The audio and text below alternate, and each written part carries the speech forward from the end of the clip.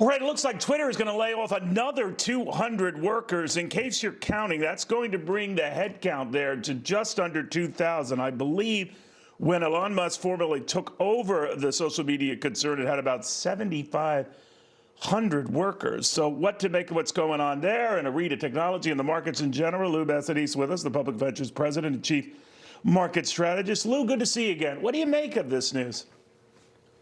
I mean, if we ever needed a better example about tech's overexpansion, I mean, Twitter has cut over 70% of their workforce since Elon Musk has taken over. So, and it's still functioning just fine. So it makes you wonder, what were all those employees needed for? And as you look across the tech space, I mean, Amazon hired over 600,000 employees during the pandemic. You had Google and Amazon and Microsoft just on a hiring spree. So Elon Musk, I mean, counterbalance. He's coming in like the old Jack Welch, you know, hire slowly, fire fast, and fire a lot. I think it's what he needs to do to turn Twitter around. So, I wish the stock was publicly traded again at a much cheaper valuation. These things would be applauded in the public markets. Yeah, could you imagine? I was thinking the same thing. You know, another thing, though, you look at these percentages, you said 70% from those highs have been laid off.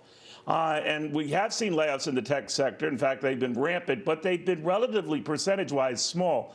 Can you imagine if they got anything approaching that magnitude? Does that indicate that other tech companies are going to look at each other and say, you know, some of our layoffs have been relatively tame?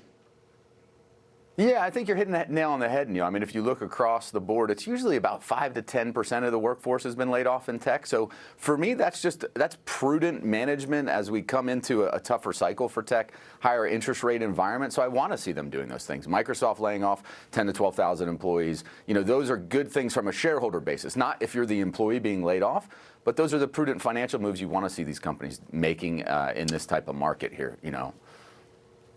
We're looking at the markets attempting a comeback today after a sour week, one of the worst weeks we've seen by the markets, since going back to last fall. They're having a devil of a time gaining any traction here. So how do you look at things? Look, I mean, interest rates are going to be the tail that wags this market for the inevitable future. I think the last time I was on, we were talking about the potential for the Fed to keep hiking rates. You know, some pundits were saying it's 1 or 2 more hikes. After Friday's hot inflation data, I think the odds of a 50 basis point hike at the next meeting has gotten a lot higher. I mean, it was almost non-existent if you look at the futures trading and probabilities, and now there's at least a 30% chance that could happen. So until the Fed's done hiking, I think you got to go bottom up, not top down. The big indexes are going to be really volatile. I think Pfizer really sending a message, a place to look in the market, with them reportedly in a deal to buy Seagen, which is a leading player in precision cancer therapeutics. So if I'm an individual investor, I'm looking around saying, where is the puck going next? And in the biotech market, it's going to be in those targeted therapies. So a lot of companies operating in that space, several names people can look at. Q Biopharma, a company we banked, but also very differentiated. I own, my firm owns.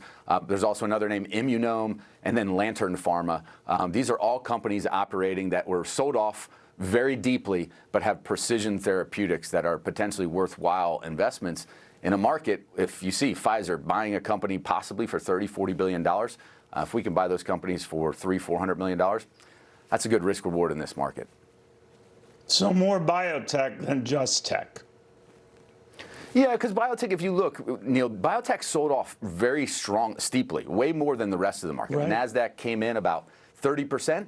The biotech from peak to trough was down about 65%, which was the second worst correction in the history of the biotech index. So you saw the riskier areas of the market, biotech, small caps, micro caps, get hit first. And if you look at the Russell 2000 this year, actually, it's up about 8%. It was up about 13% at one point. So the smaller end of the market is faring a lot better just because they sold off sooner. So the values got more obvious there sooner. Some of these big cap names still trading at a little bit of frothy valuation. So again, I think, like I said before, in summary, it's don't go big, go small. Look for where those players might be some undervalue in the markets. I like the way you think, Lou. It's always very, very different. Good catching up with you, my friend. Thanks, Neil. Appreciate it.